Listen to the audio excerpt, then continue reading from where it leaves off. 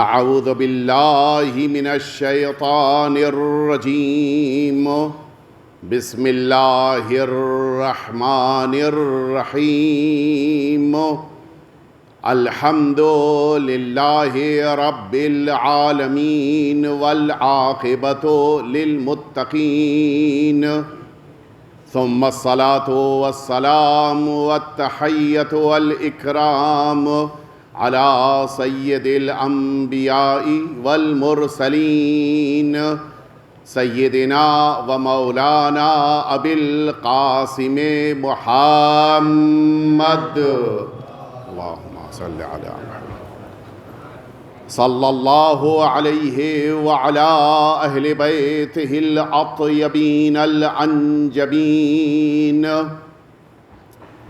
الذین اذهب اللہ عنہم الرجس وطہرہم تطہیرا اللہم صلی علی محمد لا سیما الامام المبین بقیت اللہ فی الارضین ارواحنا و ارواح العالمین لتراب مقدمہ الفداء واللعنة الدائمة الباقية على أعدائهم أجمعين أما بعد فقد قال الله الحكيم في كتابه المبين والعصر إن الإنسان لفي خسر إلا الذين آمنوا وعملوا الصالحات مل جل کے صلوات بھیج دیجئے آپ حضرات۔ اذان محترم، گفتگو چل رہی تھی وہ 5 چیزیں کہ جو انسان کی خوش قسمتی کے لیے ضروری ہیں، اور ان 5 میں سے اگر ایک بھی انسان کے پاس نہ ہو تو مولا فرماتے ہیں کہ پھر اس انسان کی زندگی ناقص ہے، عقل ہونے کے باوجود اپنی عقل کو استعمال نہیں کر پاتا، اور یہ انسان اس کا دل ہمیشہ بے چین اور مضطرب رہتا ہے۔ لہٰذا ہم سبھی کو ان 5 چیزوں پر توجہ دینی چاہیے، اور ان 5 چیزوں کے ذریعے سے ہمیں آگے بڑھنا چاہیے۔ سب سے پہلے تو میں عرض کر دوں کہ ہمارے بعض برادران نے فون میسج کے ذریعے سے پوچھا کہ کل یہ ہمارے برادر جناب زین العبا صاحب کے خوشنو صاحب نہیں آئے تھے۔ کئی لوگوں نے پوچھا، ظاہر ہے کہ ان کا یہ چینل کافی تعداد میں مومنین دیکھتے ہیں، انہوں نے پوچھا، لیکن میں سمجھتا ہوں کہ یہ دوبارہ اس مجلس کو چینل پہ ڈال دیں گے تاکہ بقیہ برادران کو بھی دیکھنے میں آرام ہو جائے، کل کی گفتگو بھی بقیہ مومنین تک پہنچ جائے۔ آج میں جس گفتگو کو آپ کی خدمت میں عرض کرنا چاہ رہا ہوں وہ نہایت درجہ اہم ہے، اور اس لیے بڑی اہمیت رکھتی ہے کہ واقعاً ہم سب یہ بات محسوس کر سکتے ہیں کہ اگر یہ ہماری زندگی میں نہ ہو تو ہماری زندگی ناقص ہے، نامکمل ہے، اور ہم اس کے بغیر کامیاب نہیں ہو سکتے ہیں۔ آپ توجہ فرمائیں، میں شروع سے اس حدیث کو پھر سے آپ کے سامنے عرض کر رہا ہوں، ہمارے اور آپ کے چھٹے امام امام جعفر صادق علیہ السلام مولا فرماتے کہ 5 خصال من فقد واحدة منہن لم یزل ناقص العقل زائل العقل اور مشغول القلب، وہ انسان کے جس کے پاس یہ 5 خوش قسمتی کے راز نہ پائے جاتے ہوں، اگر ان میں سے کوئی ایک بھی اس کے پاس نہ ہو، اس کی زندگی کہ جس میں اس کو راحت اور سکون ملنا چاہیے اس سے وہ دور ہو جاتا ہے، اس کی عقل زائل ہو جاتی ہے۔ عجیب ہے، ہاں، عقل انسان کے پاس ہے، لیکن اگر ان میں سے کوئی ایک چیز بھی نہیں ہے تو عقل اس وقت کے اوپر کام نہیں آتی ہے، عقل کو استعمال نہیں کر پاتا۔ مشغول القلب، اس کا دل ہمیشہ بے چین رہے گا، مضطرب رہے گا۔ پر فرمایا سب سے پہلی چیز صحت البدن، انسان کے بدن کے پاس صحت ہونی چاہیے۔ والثانیہ الامن، دوسری صورتحال امن و امان اس کے پاس ہونا چاہیے، جس کی گفتگو کل میں نے پیش کیا تھا۔ والثالثہ السعۃ فی الرزق، تیسرا اس کے پاس وسیع رزق ہونا چاہیے کہ جس کے ساتھ وہ ایک خوشحال اور خوش قسمت زندگی گزار سکے۔ والرابعہ، چوتھی چیز کہ جس کو آج میں عرض کر رہا ہوں اور کل آخری اور پانچویں چیز ہوگی انشاءاللہ آپ کی خدمت میں عرض کی جائے گی. فرمایا الانیس الموافق. پوری توجہ سنیے گا اور ہم سب سے اس کا تعلق ہے. مولا فرماتے ہیں کہ انسان کی زندگی کی کامیابی اس بات میں چھپی ہوئی ہے کہ انسان کے پاس ایک اس کے مزاج کا، اس کے خود مینٹیلیٹی کا ساتھی ہونا چاہیے. راوی کہتا ہے کہ میں نے آگے بڑھ کے پوچھا کہ ومل انیس الموافق، مولا یہ ساتھی کون ہوتا ہے؟ کس کو انسان اپنی زندگی میں ساتھی قرار دے سکتا ہے اور کون ہے کہ جس کے لیے یہ لفظ استعمال ہو سکتا ہے؟ اب آپ غور فرمائیں. مولا فرماتے ہیں کہ یہ تین لوگ ہیں، یہ تین لوگ ہیں کہ جو اس کے ساتھی شمار ہوتے ہیں. ہم فکر ہونا چاہیے، ایک مینٹیلیٹی والے ہونا چاہیے. ابھی بات آئے گی کہ کس بنا پر انسان ایک فکر والا قرار پاتا ہے. فرمایا سب سے پہلے مرحلے میں انسان کے لیے جو اس کا ساتھی بنے وہ اس کی زوجہ ہونی چاہیے. الزوجہ، لیکن کون سی؟ الصالحہ، وہ زوجہ جو نیک ہے. نیک زوجہ اپنے شوہر کے لیے اچھی ساتھی بن جاتی ہے. فرمایا دوسرے مرحلے میں والولد الصالح، اور جو انسان کے لیے بہترین ساتھی بنتا ہے وہ اس کا بیٹا ہوتا ہے، بیٹا اس کا اولاد. فرمایا تیسرے مرحلے میں والخلیط الصالح، اور جو انسان کے لیے بہترین ساتھی بن جاتا ہے وہ جو نیک دوست ہو. انسان کی زندگی میں یہ تینوں کا نیک ہونا بڑا ضروری ہے. بیٹا ہو تو نیک، زوجہ ہو تو نیک، دوست ہو تو نیک. میں گفتگو بڑی طویل ہے اور آج کی بحث آپ سے متوجہ ہیں کہ یہ تین بڑے ہی مستقل گفتگو کے موضوع ہیں اور ان موضوعات پر گفتگو کی ضرورت ہے اور ہمیں اس پر توجہ دینی چاہیے.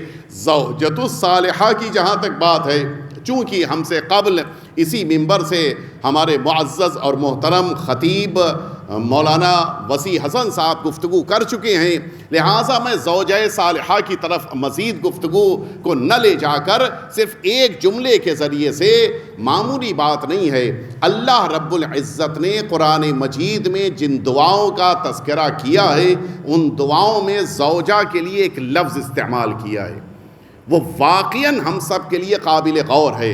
ربنا ہب لنا من ازواجنا وذریاتنا قرۃ اعین، اے ہمارے پروردگار ہماری زوجہ اور ہمارے بچوں کو ہماری آنکھوں کی ٹھنڈک بنا دینا. بہت بڑی بات ہے. یعنی انسان کی آنکھوں کی ٹھنڈک، سکون کا اگر ذریعہ ہے تو یہ زوجہ ہے.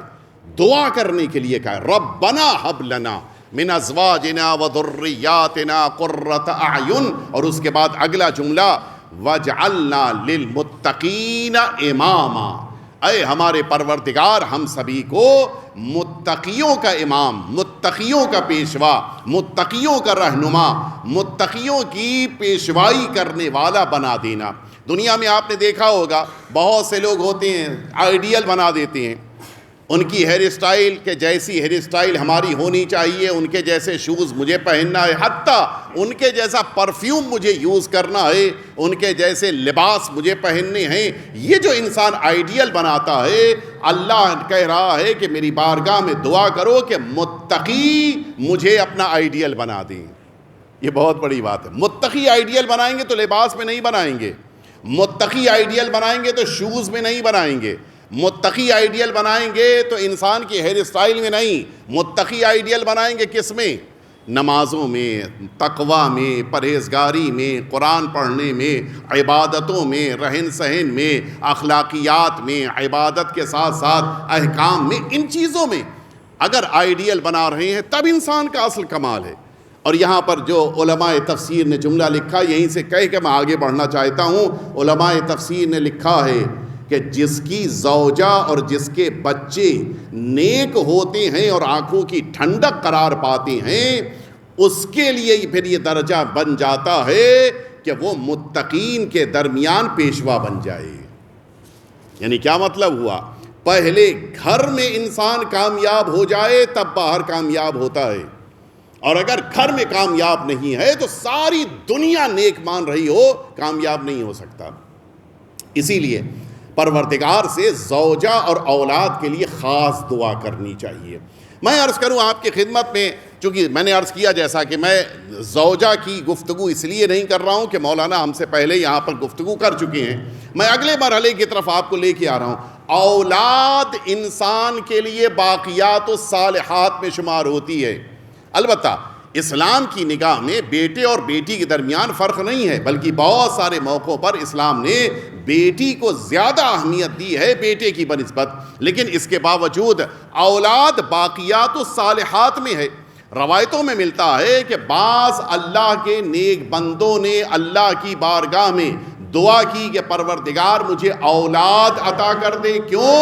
تاکہ میں اپنے دنیا سے جانے کے بعد بھی زندہ رہوں۔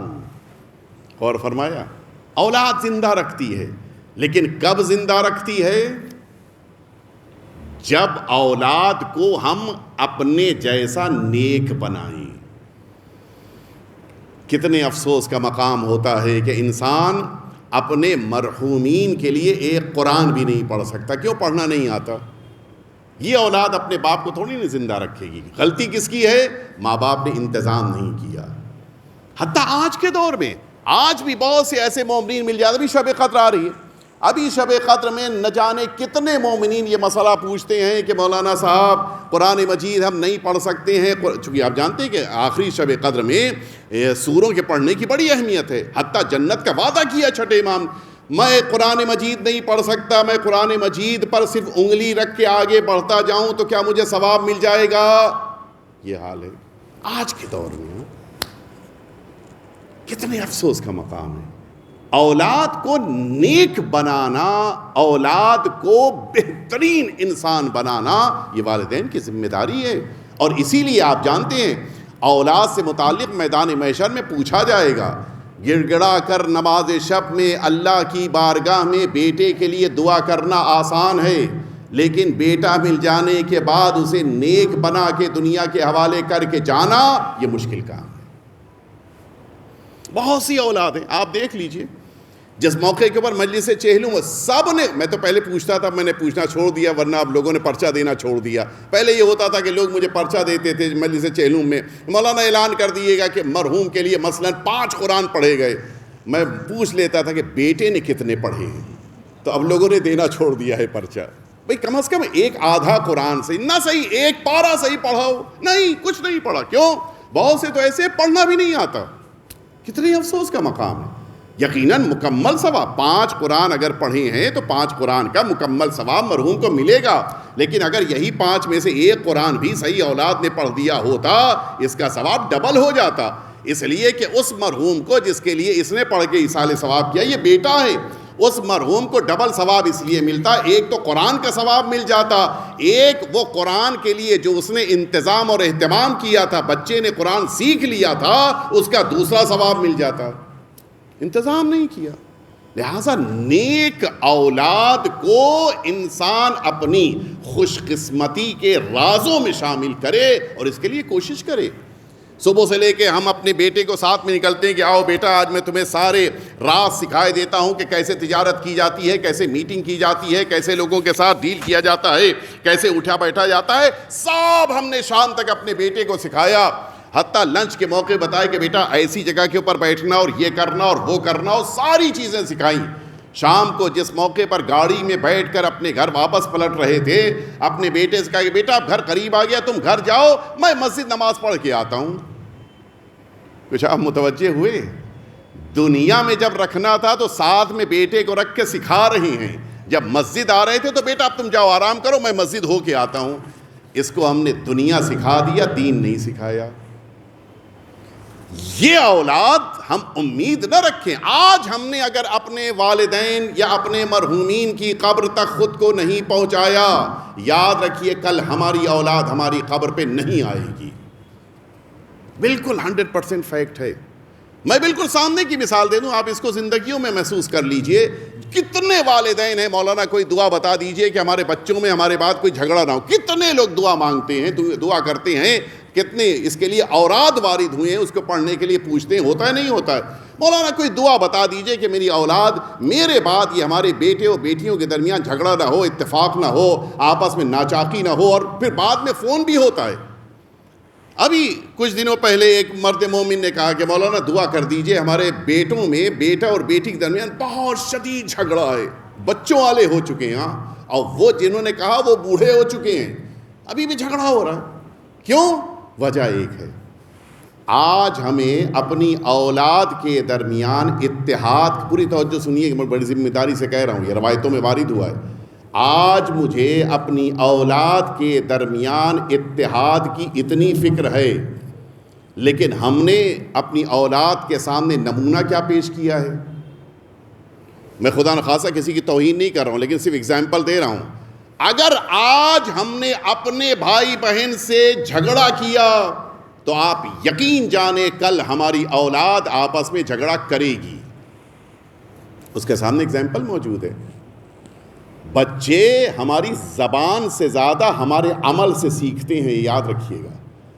ہماری زبان سے نہیں سیکھتے, ہمارے عمل سے سیکھتے ہیں. ہمارے بچوں نے دیکھا ہے باپ نے اپنی بہن سے 10 سال بات نہیں کی ہے, یہی بچہ سیکھ رہا ہے کہ جب میں بڑا ہو جاؤں گا مجھے بھی اپنی بہن سے جھگڑا ہو جائے تو کوئی مسئلہ نہیں ہے. اس نے سیکھا ہی ہے. ہم نے اپنے بچوں کو کیا سکھایا, یہ بہت اہم ہے. لہٰذا پوری توجہ رہے. اگر واقعی طور کے اوپر اللہ سے ہم نے اولاد طلب کی ہے, اللہ سے اولاد مانگی ہے, تو باقیات و صالحات بنا کر دنیا سے جائیں, یوں ہی چھوڑ کے نہ چلے جائیں, ورنہ پھر اللہ کی بارگاہ میں جواب دینا ہے. اللہ کی بارگاہ میں ایک ایک لمحے کا حساب دینا ہے. اچھا یہ بھی توجہ رہے, بات آ گئی, بس اس سلسلے کی آخری بات کہہ کہ اگلے مرحلے کی طرف آپ کو لے کے آ جاؤں. سب سے بڑا مسئلہ یہ ہوتا ہے کہ ہم نے اولاد کو کھلایا کیا ہے. 20 سال کا جوان بیٹا جب باپ کی بات نہیں مانتا تو یہی باپ آ کر مولانا سے دعائیں مانگتا ہے, دعائیں طلب کرتا ہے, ورد مانگتا ہے کہ مولانا کوئی دعا بتا دیجئے, اولاد نافرمان ہو چکی ہے, بات نہیں مانتی ہے. اور 20 سال تک اپنی اولاد کو نجس کھانا جب ہم کھلا رہے تھے تب یہ احساس نہیں پیدا ہوا تھا کہ پیٹ میں غذا نجس جائے گی تو ایک دن یہ بچہ ہمارا نافرمان بن کے سامنے آئے گا. ہم نے خود گڈھا کھودا. میں بار بار یہ جملہ کہتا ہوں کہ ضروری نہیں ہے کہ اپنے بچوں کے لیے ہم کھانے کی دنیا میں مثلاً ہمیشہ تاج ہوٹل سے کھانا منگائیں, نہیں, روکھی سوکھی روٹی کھلائیے لیکن حلال رزق کھلائیے.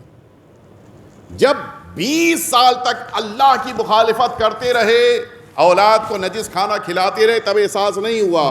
اب جب بیٹے نے بات نہیں مانی ہے تب احساس پیدا ہو رہا ہے. ہماری ذمہ داری ہے, ہمیں اس سلسلے میں اپنی اولاد پر توجہ دینے کی ضرورت ہے. ہم نے کیا زندگی ان کے سامنے, کیا نمونہ ان کے سامنے پیش کیا ہے. ہر باپ چاہتا ہے کہ اولاد, میں بڑے ہی ادب و احترام سے کہہ رہا ہوں, خدا نخواستہ کسی کی توہین نہیں ہے, ہر باپ چاہتا ہے کہ اس کی اولاد نہ بگڑے, لیکن اگر اس کے سامنے ہم نے اپنی روش کو بگڑا ہوا پیش کیا تو وہ بچہ ویسا ہی کرے گا. لہٰذا ہمیں, میں مثالیں نہیں دینا چاہ رہا ہوں اس لیے کہ کہیں خدا نخواستہ کسی کی توہین کا پہلو نہ نکل آئے, لہٰذا ہمیں اس پر توجہ دینی ہے. حضور اکرم میدان محشر میں فخر کریں گے ہمیں دیکھ کر, یہ بہت بڑی بات ہے. کائنات کا پیغمبر اپنی اس امت کے افراد کو دیکھ کر ناز کرے گا کہ خدارا یہ میرے امتی ہیں, لیکن کب؟ جب یہ امتی نیک ہو. تناکحوا وتناسلوا وتکثروا, یہ آپ سنتے ہیں جب بھی نکاح کا موقع ہوتا ہے, امام جس موقع کے اوپر امام جماعت یا مولانا صاحب جس موقع پہ خطبہ پڑھتے ہیں, ضرور پڑھتے ہیں کہ پیغمبر اسلام نے فرمایا کہ تم سب نکاح کرو, تم سب آپس میں نسل کو بڑھاؤ اور کثرت کے ساتھ بڑھاؤ. کیوں؟ فَإِنِّي أُبَاهِي بِكُمُ الْأُمَمَ يَوْمَ الْقِيَامَةِ وَلَوْ بِالسِّقْطِ. میں میدان محشر میں ان بچوں کے اوپر، اس امت کے اوپر ناز کروں گا، اگرچہ یہ بچہ دنیا میں آنے سے پہلے انتقال کر گیا اور ڈسکریج ہو گیا، دنیا میں نہیں آیا، پھر بھی میدان محشر میں اس پہ فخر کروں گا۔ پیغمبر ہم پہ ناز کرنے والے ہیں، ہمیں ایسی اولاد چھوڑ کے جانا ہے۔ قوم ناز کرے، ملت ناز کرے، علاقہ ناز کرے، قومیں اس بات کے لیے فخر کریں۔ میں آئیے اگلے مرحلے کی طرف آپ کو لے کر چلوں جو بڑا سخت مرحلہ ہے۔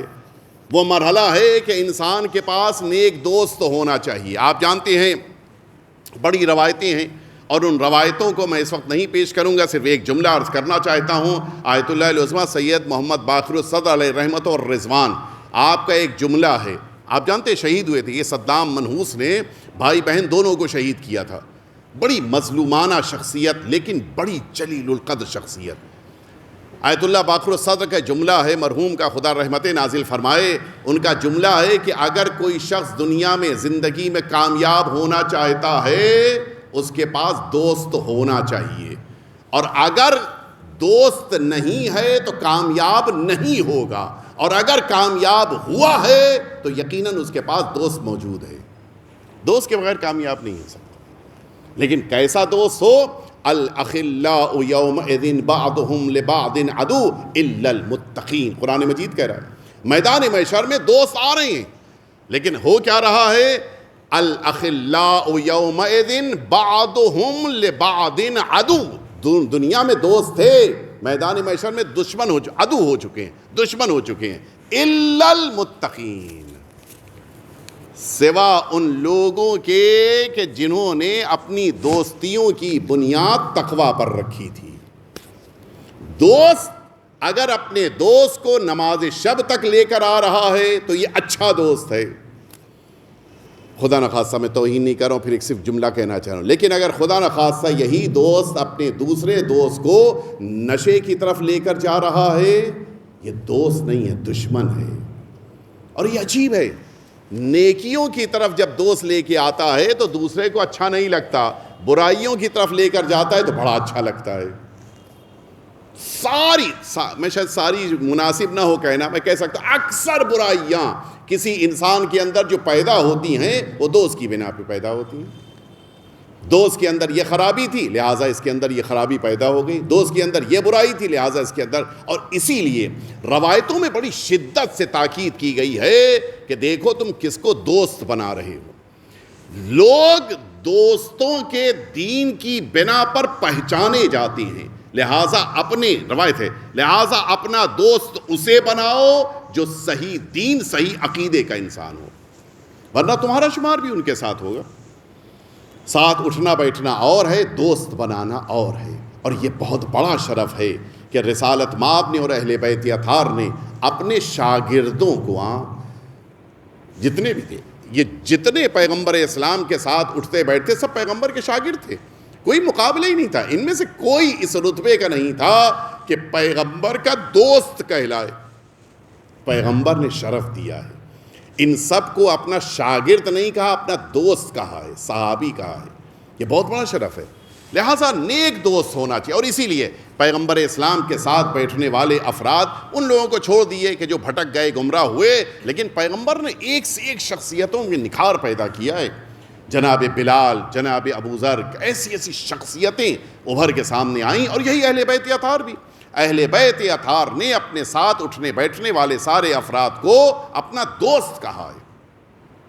میدان کربلا میں سرکار سید الشہداء نے اپنے ساتھیوں کو اپنا دوست کہا ہے۔ دوست بڑا اہم ہوتا ہے، بڑا قیمتی ہوتا ہے، لہٰذا دوست پر پوری توجہ دینی چاہیے۔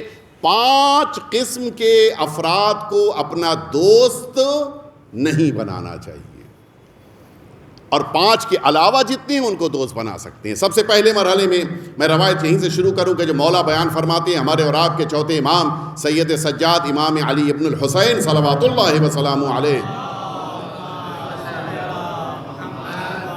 مولا فرماتے ہیں اپنے کسی ایک بیٹے سے موصیًا لہ، اس کو وصیت کرتے ہوئے، اور یہ پوری روایت کو نقل کیا ہے ہمارے چھٹے امام، ہمارے 5ویں امام نے۔ چوتھے امام روایت بیان کر رہے ہیں، اپنے کسی بیٹے کو نصیحت کر رہے ہیں، اور پانچویں امام اس کو بیان کر رہے ہیں۔ مولا فرماتے ہیں کہ میرے بابا نے فرمایا کہ یا بنی انظر خمسطن، 5 لوگوں کے پر غور کرنا، اور پھر فلا تصاحبہم، دوست نہ بنانا ان کو، ولا تحادثہم، حتیٰ ان سے بات بھی نہ کرنا۔ مولا کبھی کسی موقع پہ ایسا ہو جائے کہ میں مثلا یہاں سے پونا جا رہا ہوں، راستے میں دیکھا کہ وہ جا رہا ہے، اس کے ساتھ بس میں ساتھ میں تو بیٹھ سکتا ہوں؟ فرمائے نہیں، ولا ترافقہم فی طریق، راستے میں بھی اس کے بغل میں نہ بیٹھنا۔ 5 لوگوں کو اتنا ناپسند کیا ہے امام نے۔ سنیں آپ یہ 5 کون لوگ ہیں؟ مولا فرماتے ہیں کہ ایاک ومصاحبۃ الکذاب، جھوٹ بولنے والے کو اپنا دوست نہ بنانا کبھی بھی، یہ جھوٹا بڑا خطرناک ہوتا ہے۔ مولا فرماتے ہیں فَإِنَّهُ بِمَنزِلَةِ السِّرَابِ يُقَرِّبُ لَكَ الْبَعِيدَ وَيُبَعِّدُ لَكَ الْقَرِيبَ، اس لیے کہ وہ سراب کی طرح سے ہے۔ آپ حضرات تو ظاہر ہے کہ نہ ہم نے سفر کیا ہے، نہ آپ نے صحراؤں میں سفر کیا ہے۔ صحرا کی ایک اپنی انفرادیت ہوتی ہے، صحرا میں پانی نہیں ہوتا، لیکن جب دور آپ نظر ڈالیں تو یہ ریت جو چمکتی ہے ایسا لگتا ہے کہ وہاں پہ پانی موجود ہے، یہ سراب کہلاتا ہے۔ آپ جب وہاں پہنچے تو پتہ نہیں تو ریت تھی، آپ کو اور دور پانی دکھائی دے گا، وہاں تک پہنچیں گے پتہ نہیں تو ریت ہے، یہ سراب کہلاتا ہے۔ فرماتے ہیں کہ یہ دوست جو جھوٹا ہے سراب کی طرح سے ہے، جو چیزیں دور ہے وہ تمہارے لیے قریب کر دے گا، جو چیزیں قریب ہو تمہارے لیے دور کر دے گا۔ لہٰذا کبھی بھی جھوٹے سے دوستی نہ کرنا، اس کے ساتھ اٹھنا بیٹھنا نہیں، حتیٰ سفر میں اس کے ساتھ نہ آنا جانا۔ آپ نے دیکھا ہوگا بہت سارے اوقات یہ جھوٹ نہ صرف یہ کہ بہت سے گھرانوں میں جھگڑے کروا دیتا ہے، بلکہ بہت سارے اوقات یہی جھوٹ ہے کہ جو ماں باپ اور اولاد کے درمیان، یہی جھوٹ ہے جو شوہر زوجہ کے درمیان، یہی جھوٹ ہے جو 2 پڑوسیوں کے درمیان، یہی جھوٹ ہے جو حتیٰ مسجد میں لوگوں کے درمیان اختلاف پیدا کر دیتا ہے۔ تو کبھی بھی جھوٹے کو دوست نہ بنانا۔ روایت میں ہے کہ ایک شخص آیا حضور ختمی مرتبہ حضرت محمد مصطفیٰ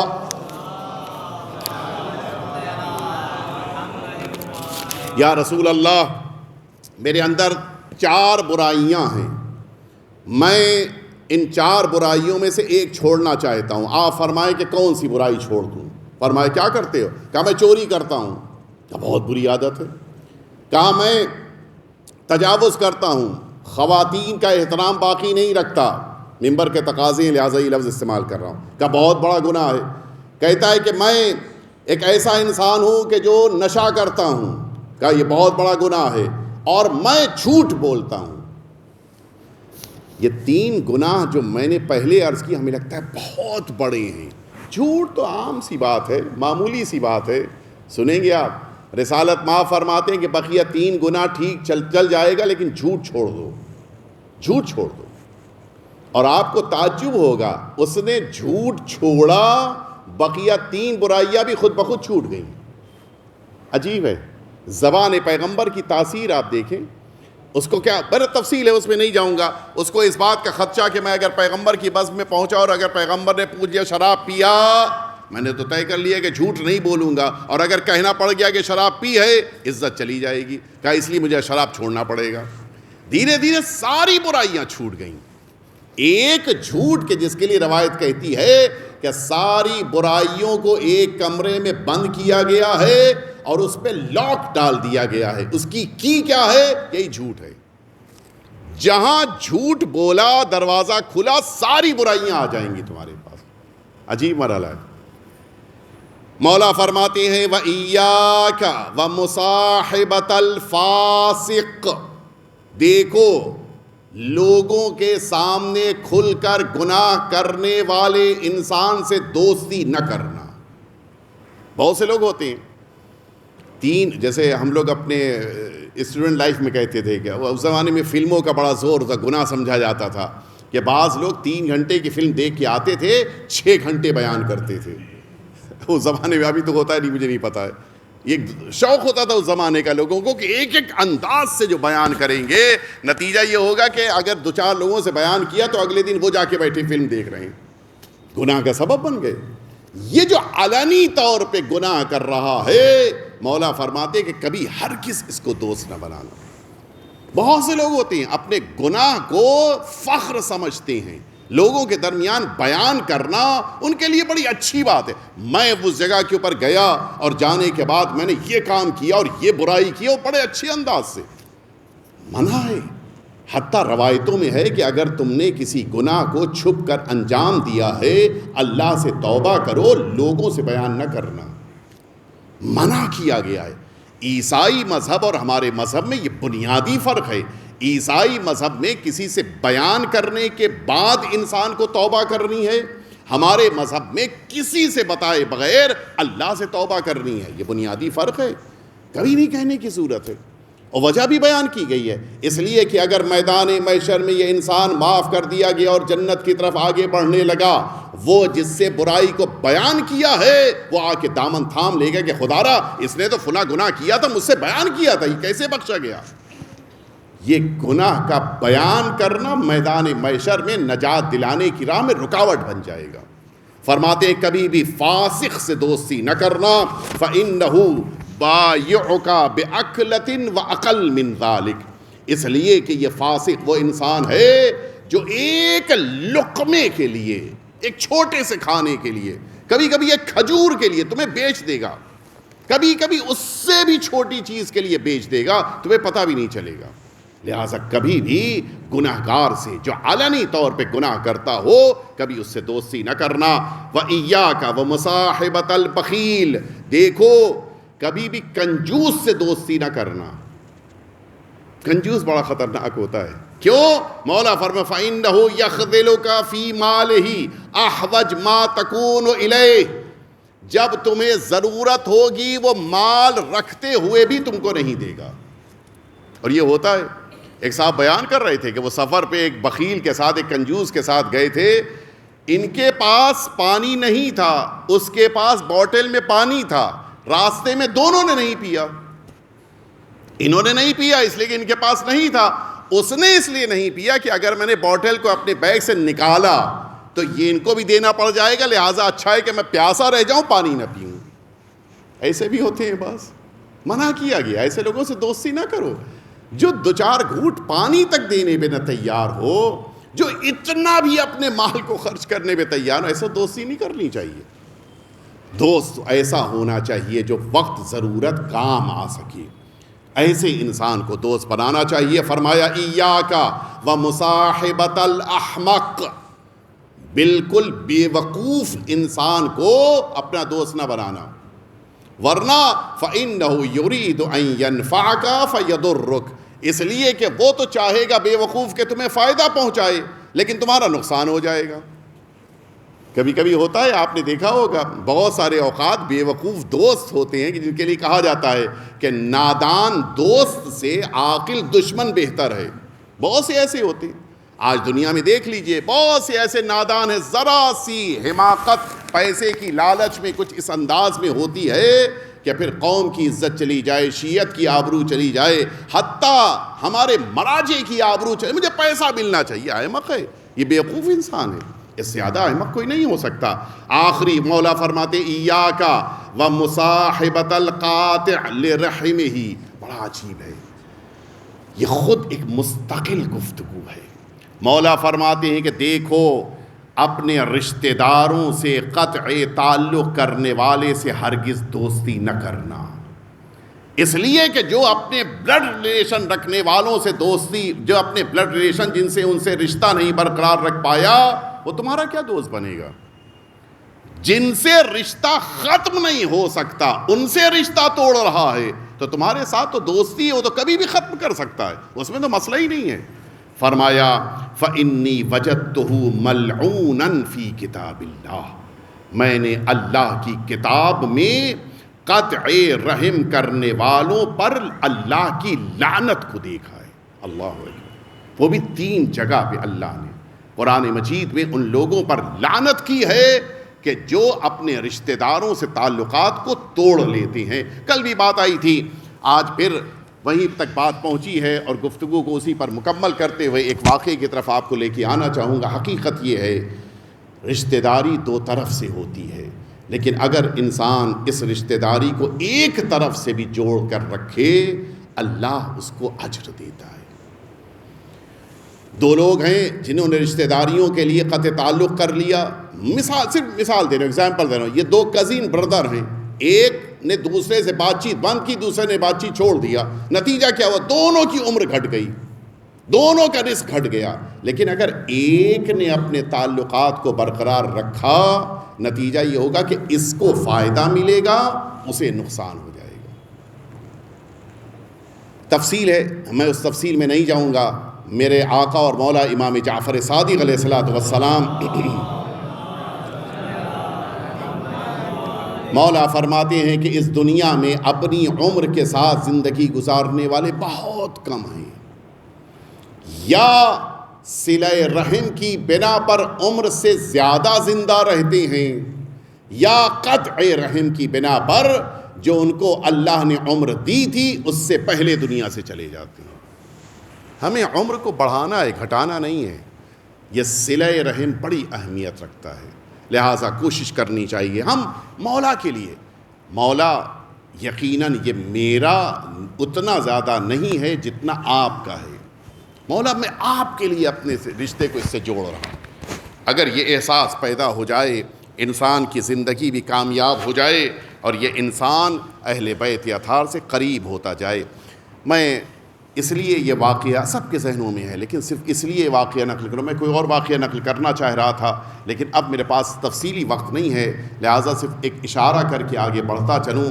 ابھی شب قدر آ رہی ہے، شب قدر اپنے امام سے اپنے رشتے کو مضبوط کرنے کی شب ہے۔ جس کا جتنا رشتہ امام سے مضبوط ہوگا اتنا زیادہ وہ ایک سال کے اچھے مقدر کو لے سکتا ہے، کوئی اور چیز نہیں دے سکتی، یاد رکھیے گا۔ عبادتیں، دعائیں، تسبیح، نمازیں یہ سب ذریعہ ہیں، لیکن جتنا قوی رشتہ امام سے ہوگا اتنا قوی انسان اپنے مقدر کو لے کے اس شب قدر میں آگے بڑھے گا۔ امام کی بارگاہ میں کون پہنچ سکتا ہے؟ وہی پہنچ سکتا ہے کہ جس کو امام قبول کریں۔ علی بن مہزیار کا نام آپ نے سنا ہے، 7ویں امام نے اپنے گھر کے دروازے تک کو نہیں کھولا تھا علی بن مہزیار کے لیے، کنیز سے کہلوا دیا کہ جا کر کہہ دو کہ میں علی بن مہزیار کو پہچانتا نہیں۔ علی بن مہزیار کون ہیں؟ ہم آپ جیسے نہیں ہیں، بہت کم چنندہ شخصیتیں ہیں تاریخ میں، مشکل سے 20-22 ایسی ملیں گی کہ جن کے لیے معصوم نے فرمایا ہے کہ میں ضامن ہوں کہ یہ جنت میں جائے گا۔ ان میں سے ایک علی بن مہزیار ہیں۔ ضمنت ان لا یمسہ النار، یہ 5-7 امام نے فرمایا تھا علی بن مہزیار کے لیے کہ میں، علی بن یقطین کے لیے کہ میں ضمانت لیتا ہوں کہ علی بن یقطین جہنم میں نہیں جا سکتے ہیں۔ وہ جن کو جنت کے لیے بشارت دی ہو ان سے مولا فرمانے کہ میں نہیں پہچانتا۔ کیوں؟ اس لیے کہ علی بن یقطین کے ایک عمل کی بنا پہ ابراہیم جمال ناراض تھے۔ ایک شیعہ ناراض ہو جائے تو امام دوسرے شیعہ کو پہچاننے کے لیے تیار نہیں ہوتے ہیں۔ اب آپ ذرا سوچئے، اگر ہم کزنس میں آپس میں جھگڑے ہیں، اگر رشتہ داروں میں تعلقات ٹوٹے ہوئے ہیں، کیا امید کر سکتے ہیں کہ امام شب قدر میں ہمیں اپنے بغل میں بیٹھنے کا موقع دیں گے؟ ممکن نہیں ہے۔ اور پھر یہی ہوا جب یہی علی بن یقطین نے جناب ابراہیم جمال کو راضی کیا، گئے، پوری تفصیل ہے آپ کے ذہنوں میں ہے، گئے اسی شہر کوفہ میں جا کر ابراہیم جمال کو راضی کیا، واپس پلٹے۔ امام نے فرمایا تھا کہ علی بن یقطین تم نے آنے میں دیر کی، میں تو انتظار میں بیٹھا تھا۔ ایک شیعہ کو خوش کر کے جب دوسرا مؤمن امام کی بارگاہ میں آتا ہے، امام اس کو سینے سے لگاتے ہیں، امام اسے گلے سے لگاتے ہیں۔ آئیے اس ماہ مبارک رمضان میں دوستیاں برقرار کریں، اپنی اولاد کو نیک بنائیں، نیک زوجہ کی دعا اللہ سے کریں، اس لیے کہ انسان کی سعادتوں میں یہ سعادت ہے کہ جس راہ پر انسان خود چل رہا ہو اسی راہ پر اس کی اولاد بھی چل رہی ہو۔ یہ روایتوں میں وارد ہوا ہے، انسان کی سعادتوں میں ہے یہ، لہٰذا کوشش کرنی چاہیے انسان ایسے راستے کو لے کر آگے بڑھے کہ اولاد بھی ویسی ہی قرار پائے۔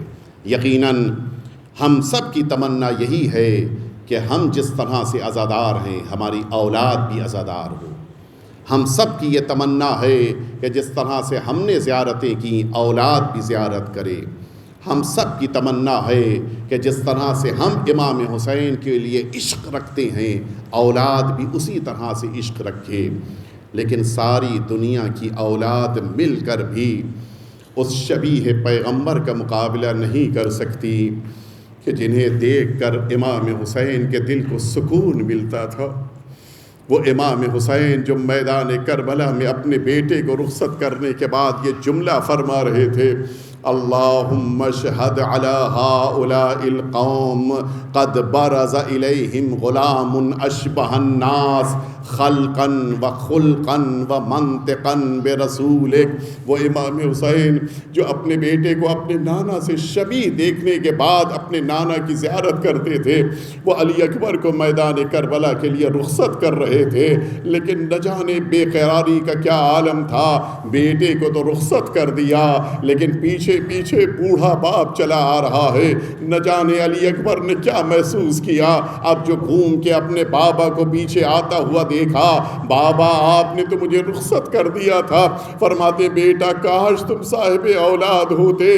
ہاں یقیناً اولاد کو رخصت کرنا ایک باپ کے لیے بڑا مشکل مرحلہ ہوتا ہے، لیکن اس سے زیادہ مشکل لمحات تب حسین پہ آئے جب میدان کربلا سے یہ آواز بلند ہوئی، یا ابتاہ علیک منی السلام، بابا علی اکبر کا آخری سلام لے لیجئے۔ اب حسین کو قرار نہیں ہے، اپنے خیمے سے نکلے ہیں، میدان کربلا کی طرف بڑھ رہے ہیں، جگہ جگہ کے اوپر زمین پہ بیٹھ جاتے ہیں۔ نہ جانے امام حسین کو نہ تو قوت مل رہی ہے نہ طاقت مل رہی ہے، لیکن اپنے بیٹے کے سرہانے پہنچنا ہے۔ اب جو حسین علی اکبر کے سرہانے پہنچے، دیکھا بیٹا ایڑیاں رگڑ رہا ہے۔ خدا کسی باپ کو یہ منظر نہ دکھائے، جوان بیٹا زمین پہ ایڑیاں رگڑ رہا ہو۔ امام حسین سرہانے بیٹھ گئے، اے بیٹا بتاؤ تمہیں کہاں پر مشکل اور تکلیف محسوس ہو رہی ہے؟ علی اکبر نے کہا اے بابا میرے سینے میں برچھی کی انی ٹوٹ کے رہ گئی ہے۔ علی کا بہادر بیٹا میدان کربلا میں امتحان دینے کے لیے اس انداز میں بیٹھا، کبھی نانا کو آواز دیا، کبھی بابا کو آواز دیا، اے رسول خدا حسین کی مدد کیجئے، اے بابا حسین کی مدد کیجئے۔ اب جو برچھی کی انی کو سینے سے نکالا، روح قفس عنصری سے پرواز کر گئی، علی اکبر دنیا سے رخصت ہو گئے۔ باپ کے لیے آخری مرحلہ تھا، اپنے بیٹے کے چہرے پہ چہرہ رکھ دیا۔